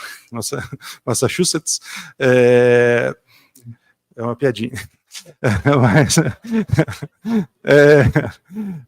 lá a gente conseguiu ter mais uma piadinha aqui. A minha esposa Helena, na época, estava com 39 anos. E aí a gente foi se inscrever no Mass Connector, que era onde vinculava você ao plano de saúde que daria assistência, identificaria onde você teria assistência. E aí ela falou, como você tem 39 anos, você tem uma gravidez geriátrica. E aí isso foi classificado como alto risco. A gente morava em Cambridge na época, queria fazer o pré-natal no Cambridge Islands, que era do lado ali de onde está morando, mais perto. Falou, como você é gravidez geriátrica, você é alto risco, então você vai ter que fazer o pré-natal no Brigham Women's Hospital, que era o hospital de Harvard, o melhor deles e tal. E fizemos pré-natal lá, foi fantástico, com residentes. A gente poderia escolher, você quer fazer o seu pré-natal com residente ou sem residente? Vamos fazer com residentes. Foi fantástico, assim, melhores tecnologias, super-humanização, pré-natal, que é dos sonhos. Assim. E na hora da atenção ao parto, quem fez o parto no Brigham Women's Hospital? Profissionais de enfermagem. Enfermeiros fazem partos nos hospitais de Harvard, no melhor hospital. Então, são coisas que a gente precisa olhar e tratar, né, da formação profissional, que não é só do ponto de vista olhando para a necessidade da gente ter formações de equipes multiprofissionais, e faz toda a diferença o cuidado de enfermagem. Para a gente fortalecer a atenção primária, como a professora Margarete colocou aqui muito bem, e aí eu vou falar um pouco rapidamente também da experiência em Curitiba, para enfrentar os problemas que nós temos, que são problemas, assim, o SUS tem problema de financiamento, sem dúvida, estou passando o tempo aqui já, vocês me avisem aqui, viu? Quando que eu vou falando, aí eu me falo que eu fecho. Mas um pouco dessa questão, né, da experiência municipal, da gestão municipal, para mim foi muito importante, talvez a experiência profissional mais importante na minha carreira, que é de fato no Brasil, no município onde você faz as coisas, e numa capital onde você tem grandes recursos, né, mas lá um desafio que a gente tinha era resgatar e fortalecer a atenção primária, para que ela pudesse ser mais acessível. Muita gente chegava na unidade básica, não conseguia agendar consulta e ia para as UPAs abarrotadas de gente, com 80% de problemas que poderiam ser resolvidos na atenção primária. Então você tinha um problema de acesso. Olhando para caso também das filas, né, na atenção especializada, que é algo que eu vou ter que tratar aqui, não vai dar tempo de falar do que a gente vai falar para atenção especializada, se tiver pergunta a gente fala, mas lá, inúmeras filas, né, no caso de um exemplo que a gente pegou no começo, que a gente identificou como problema e tratou, era 732 gestantes aguardando consulta para obstetrícia de risco.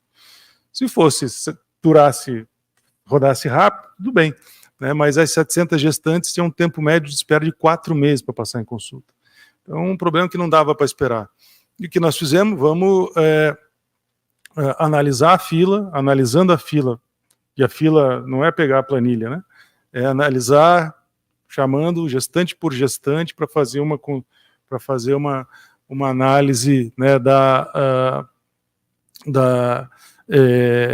de risco, né? De fato, 1/3 de fato precisaria estar no ambulatório gestacional de risco, 2/3 poderiam ser tratados na unidade básica. Mas não dava só para você encaminhar para a atenção básica, precisaria ter suporte para as equipes de atenção básica darem seguimento ao cuidado. E aí a gente mudou o papel do especialista, de passivo para só receber encaminhamento para orientar as equipes de atenção básica.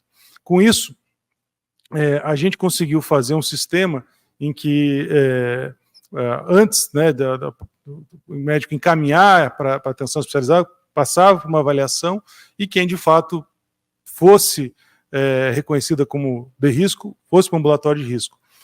Conseguimos aumentar o número de consultas médias de pré-natal de 9 para gestante de risco para 19, focando só de quem era de fato risco, e as gestantes que eram de baixo risco passaram a ser acompanhadas por ginecologistas e obstetras, dando suporte às equipes de atenção básica. Ou seja, mudança apenas organizacional, que você modifica, né, o papel das equipes, do especialista, enfim.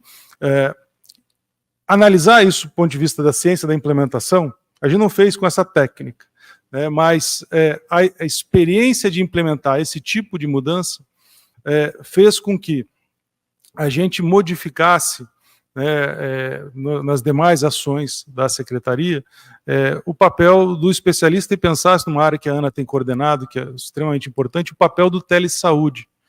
Botar o especialista para discutir caso, fazer teleconsulta, fazer teleconsultoria, assim fortalece a atenção primária. Não é só formando, é dando apoio permanente. Isso modifica a estrutura do sistema de saúde e você cria uma lógica colaborativa, dialógica entre as equipes. No caso, a gente pegou isso no caso da neurologia. Tinha uma fila de 1 ano e meio para chegar no neurologista. Só com a discussão de caso, você conseguia reduzir 70% o número de encaminhamentos e a fila para acesso especialista caiu de 1 ano e meio para 1 mês, só com mudanças organizacionais. Então, aqui, estou dando esses exemplos, porque aqui a ciência da implementação pode ter um papel, e deve ter, para demonstrar que essas experiências, e aí são trabalhar com estudos de caso, estudos, né, podem ter um impacto extremamente importante para que essas experiências possam depois ser analisadas, replicadas e escaladas nacionalmente, fomentando a formulação de políticas nacionais. Então, isso nós estamos falando de mudança organizacional. Quando bota transformação digital, telesaúde, isso pode potencializar imensamente.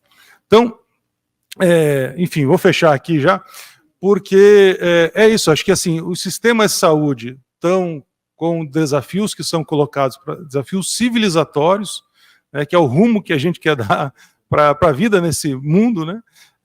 Tem gente que acha, né, como o ministro Fernando Haddad colocou muito bem ontem, né, que a Terra é plana ainda, a Terra é redonda, né? Ele foi enfático em dizer isso, né? Então, criar o SUS, de fato apostar numa sociedade que coloca a vida como elemento central, né? E a partir disso a gente pode desenvolver políticas públicas, e a ciência da implementação tem um lugar muito importante, muito especial para fortalecer essas ações, fortalecer o SUS que a gente quer que dê certo no nosso país. E ter uma ministra que vem da ciência, né, que vem acho que é a base que a gente precisa para fazer com que a ciência da implementação possa ser cada vez mais utilizada no país e alimentar as nossas políticas públicas de saúde. Desculpa se eu me alonguei demais, mas muito obrigado. Agradecer de novo, uma honra estar aqui, comemorando os 90 anos dessa escola tão importante para o nosso país. Professor Rubens, podemos ter 10 minutos para fazer uma discussão breve? Dá tempo? 13. Então tá ótimo. Então, Bom, rapidamente, então, só fazer um breve resuminho aqui dessas preciosas falas. Então, acho que foi importante aqui a colocação da professora Márcia, inicialmente, né, da compreensão do que é a ciência de implementação, seus processos. Depois, professora Vanessa, que colocou muito bem a importância de se conhecer a capacidade dos gestores, né, para que se faça uma boa implementação das políticas públicas. Também foi colocada a importância de como transformar, né, em políticas públicas eficientes e de que forma comunicar melhor, né, a sociedade daquilo que é feito pelos cientistas e também pelos gestores, acho que não só pelos cientistas, né. As mudanças organizacionais, como elas são importantes e envolvem todos esses conceitos, não só vão desde a questão da ciência da implementação, mas também da questão dos gestores que estão na outra ponta, né? Então, como juntar esses dois pontos. A questão da formação profissional, como ela é importante e como iremos daqui para frente, não é, modificar enfim, esse processo ao qual chegamos. E a questão da humanização, né, fundamental dentro da medicina. E também conhecer as nossas necessidades básicas para que a gente possa ter uma atenção mais globalizada, né, acho que isso é fundamental. Uma questão que fica, né, como poderemos buscar programas de prevenção contra as próximas pandemias, porque elas chegarão. Então, de que forma poderemos implementar isso? Eu acho que essa pode ficar como uma questão de debate, né, de que maneira os governos federal, estadual e municipal, né, poderão se organizar para coordenar essas questões frente a essas novas pandemias, né, em termos de gestão e também em termos das novas políticas fiscais, econômicas e também e principalmente ambientais, né, porque elas estão mudando. Querem comentar alguma coisa nessa questão do enfrentamento desses novos desafios? Eu só vou reiterar o que eu disse, né, Reinaldo? Eu acho que nós não podemos mais, nós não temos sequer o direito mais, apesar de todas essa desigualdade, né? Desigualdade que eu digo não é desigualdade de capacidade de organização, mas eu acho que mesmo um país como o Brasil já tem condições de ter equipes preparadas, juntando saúde pública e saúde suplementar nesse sentido. Eu acho que sim, é possível você ter equipes que possam ser rapidamente mobilizadas no momento de necessidade. Hoje, por exemplo, nós estamos fazendo isso em relação ao processo de vacinação. Terminamos, acho que é um belo exemplo, né? Terminamos essas campanhas de alcance nacional, que na verdade não tinham alcance nenhum, é muito modesto, e estamos fazendo tudo em micro-regiões que obedecem, inclusive, a uma determinada cultura que é diversa também. Então, naquela população, naquele grupo, né, dependendo da faixa etária, a cultura local, então isso é mais adequado. Então, não tem dúvida, grupos que possam ser, como tem o CDC, que reúne grupos das universidades, do próprio CDC, das secretarias da saúde, que rapidamente são mobilizados numa situação, e acho que o Brasil já exige que isso seja formado. Não há como não ter. Obrigado, doutor Margarete. Quer comentar um pouquinho?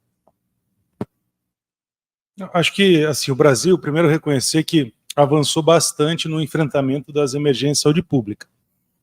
O Brasil é signatário do Regulamento Sanitário Internacional, foi um dos primeiros países a assinar em 2005, criou o Centro de Informações de Vigilância Estratégica em Saúde, CIEVS, a partir disso criou Vigio Desastres, teve formação de vários epidemiologistas que fizeram EpiSUS, que, assim, gente muito qualificada.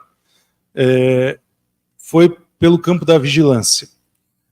Reconhecendo que a gente precisava também ter uma estrutura de assistência, em 2011 a gente criou a Força Nacional do SUS, que está em atuação lá no Rio Grande do Sul. Eu estive lá semana passada e, assim, é emocionante, assim, muito mistura de sentimentos, né? porque você tem assim aquela calamidade gigantesca que é um Katrina, né? Eu acho que a gente vai conseguir recuperar mais rápido do que lá, porque tem política pública no Brasil, tem apoio do governo federal. Eu só tenho medo, meu medo é que esses fenômenos se tornem cada vez mais frequentes e isso impeça uma recuperação mais rápida. E que a gente tenha que rever. Estava falando isso, estava em janeiro fazendo um curso junto com a professora Márcia Castro, de Harvard, na Amazônia, e lá numa aula no INPA, nas discussões, os cientistas mostraram, olha, o regime de chuvas que tem na Amazônia, por conta de todas as mudanças aqui, de desmatamento e tudo mais, está se deslocando para a região sul e sudeste. Então, as chuvas que tem aqui, no volume que tem aqui, vão acontecer na região sul e sudeste. Então, o que está acontecendo lá já era previsto, né? Já havia informes que não foram levados em conta do ponto de vista de preparação. Então, é possível que esses fenômenos se repitam. Mas o fato é que, em 2011, voltando, em 2011, quando houve o deslizamento de terra na região serrana, eu estava no Ministério da Saúde na época, o ministro Padilha deu a determinação para a gente criar uma Força Nacional do SUS que fosse uma força assistencial. Então, essa mistura de sentimentos lá do Rio Grande do Sul foi de ver esse grande estrago, mas também ver assim, o quanto a gente, apesar de todas as dificuldades, conseguiu avançar no SUS em construir uma estrutura de resposta. Lá tinha Márcio Garcia, um dos maiores nomes que a gente tem em capacidade de coordenar a resposta à emergência de saúde pública, coordenando a resposta. Tinha serviços de aeromédicos dos diferentes regiões do país que a gente mobilizou para ir para lá para fazer resgate de gestantes, de recém-nascidos, de pacientes. Então, esse grau de sofisticação que a gente tem no Brasil, de juntar, junto com hospitais de campanha, com equipes volantes, e uma outra coisa, equipes de saúde mental que estão no SUS com especialização já em gestão de desastres. Débora Anual fazendo um trabalho assim, super importante, com 5 psicólogos, fazendo um trabalho de irradiação junto ao Estado, aos municípios, de preparar as equipes, dando apoio matricial. Então, assim, o Brasil se preparou ou desenvolveu por dentro do SUS essas estruturas que, evidentemente, não são suficientes, mas são importantes e a cada uma dessas experiências a gente vai crescendo. Então, o que eu vi lá foi um grau de 200 profissionais do Ministério da Saúde que vão para lá não para substituir o papel do governo estadual e dos governos municipais, mas para apoiar, para se somar. Então, o que eu acho que a experiência brasileira, e aí no estudo isso é implementação, a experiência brasileira pode iluminar o mundo, porque não basta ter CDC, não basta ter vigilância, a vigilância tem que estar a serviço da organização da assistência. Então, por isso a gente venceu quando construiu o SUS. A gente mudou, estou vendo aqui, professor Naumar, a gente mudou a prática de saúde pública, que olha só para o componente biológico. A gente, considerando aspecto social, considerando aspecto subjetivo, a gente mudou as práticas de saúde, a gente mudou as práticas de saúde coletiva, a gente mudou a gestão, a experiência brasileira de construção. Por isso que quando a gente vai e fala do SUS, quando fala da saúde coletiva, no resto do mundo, o povo valoriza tanto.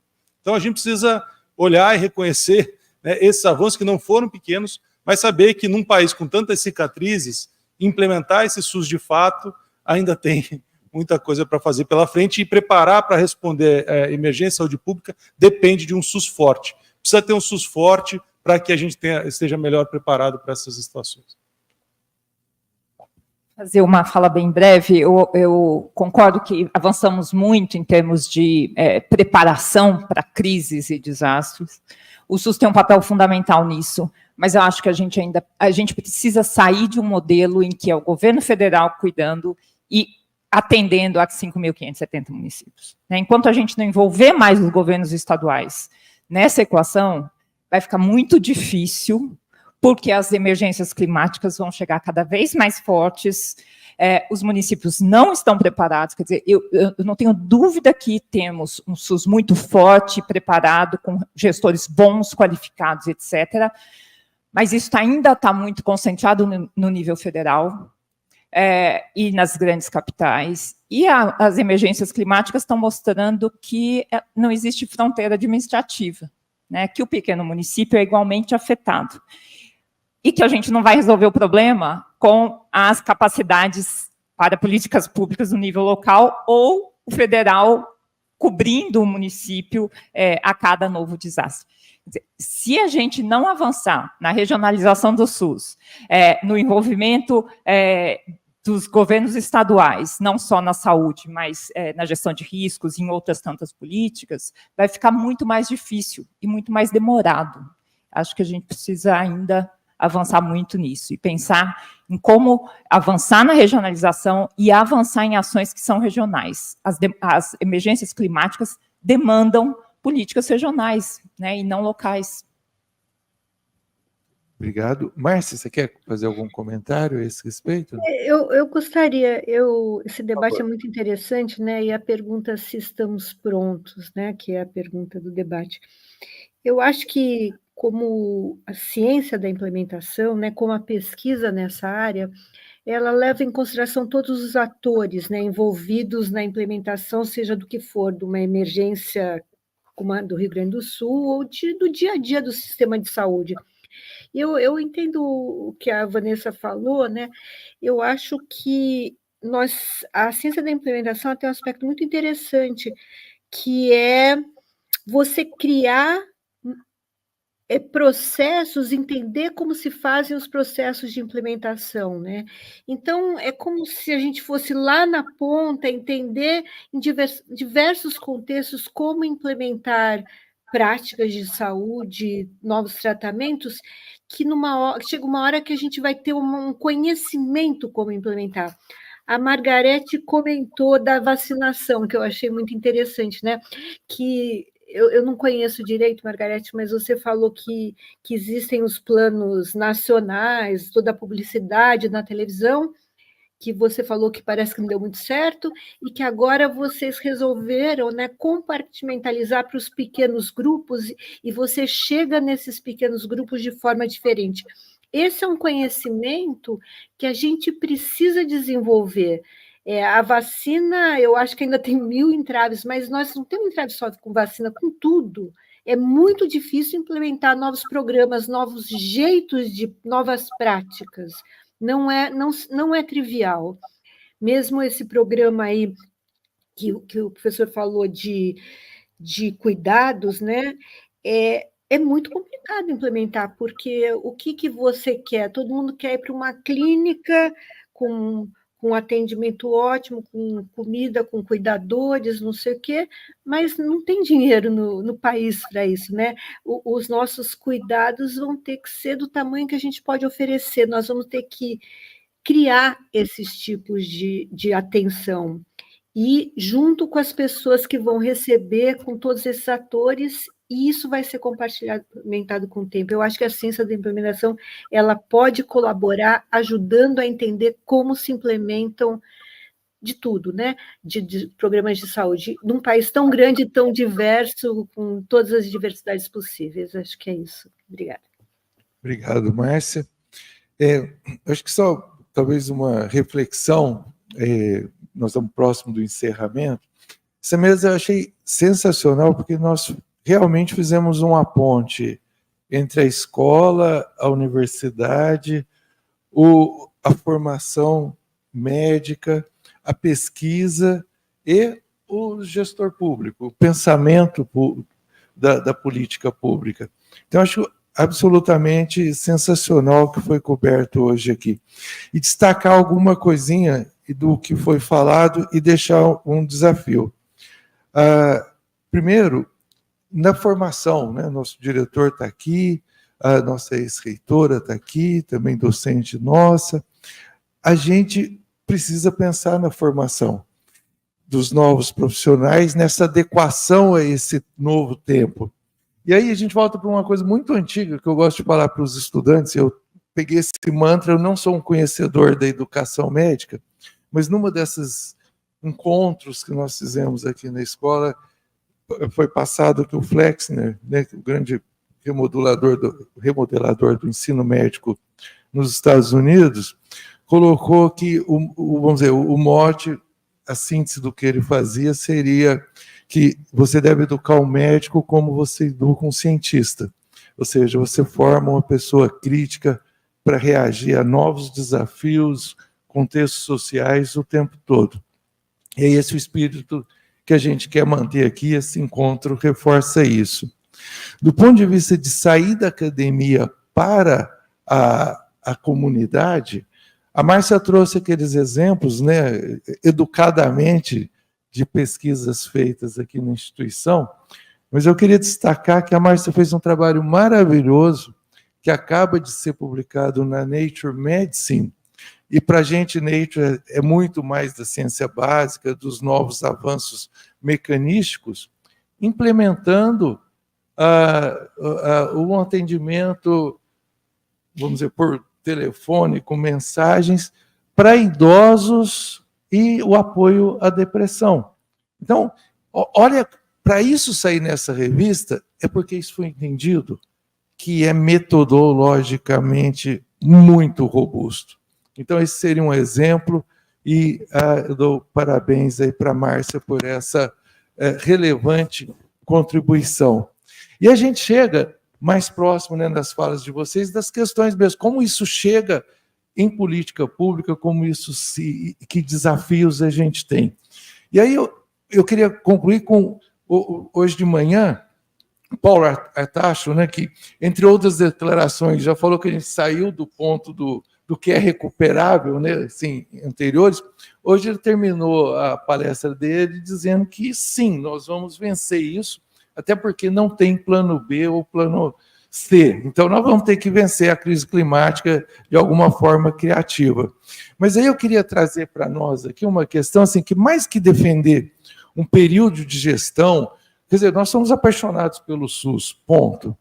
Mas nós temos que criticar o SUS. Então, por exemplo, essa sua contribuição é importante, nós temos que reformar. Eu estava um segundinho só, mas coincidiu de eu estar num congresso americano, quando eles fecharam a investigação do atentado de Boston. E eles tinham dado alta para o último paciente que mostrou lá, e tinha uma sola de sapato no abdômen. Aí, o que eu achei? Que eles fossem mostrar aquilo e todo mundo fosse aplaudir de pé. Silêncio, 10 segundos, aí entrou outro palestrante e falou, o que fizemos de errado? E aí eles foram cronometrando tudo que foi feito de errado, para melhorar. Então, eu acho que o SUS, nós vamos ter que ter uma autocrítica. Nós somos apaixonados pelo SUS, mas quem usa o serviço do SUS sofre muito. Então, nós vamos ter que nos repensar, nós vamos ter que repensar essa regionalização, nós temos que repensar muita coisa, senão nós ficamos só entre defensores e detratores, e isso pode ser pouco para o futuro que nos aguarda. Então, acho que esse sentimento de que todos nós vamos precisar continuar aprendendo e refazendo, como você colocou, a forma de aprender, de ensinar, de praticar o que fazemos, talvez seja uma perspectiva interessante para a gente chegar nos 100 anos, né? Muito obrigado. Você quer comentar?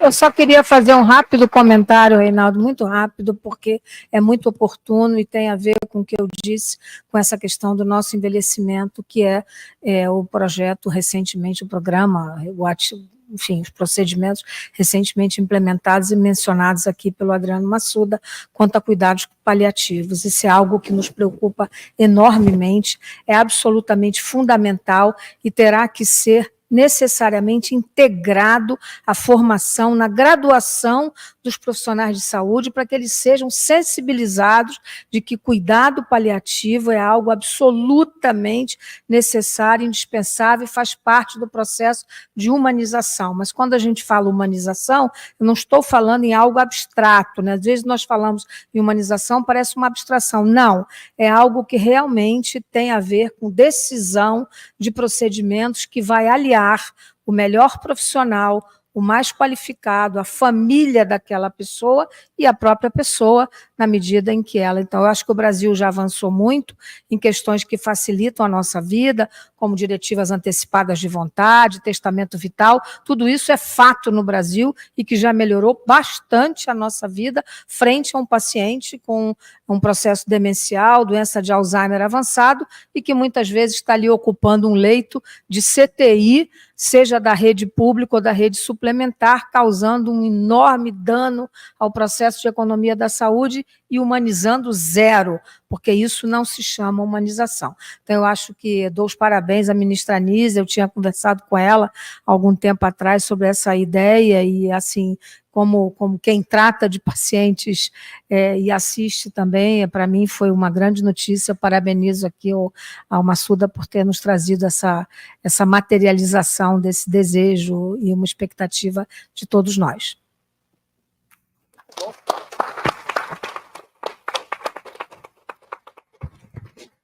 Então, muito obrigado a todos. Encerramos a sessão do dia.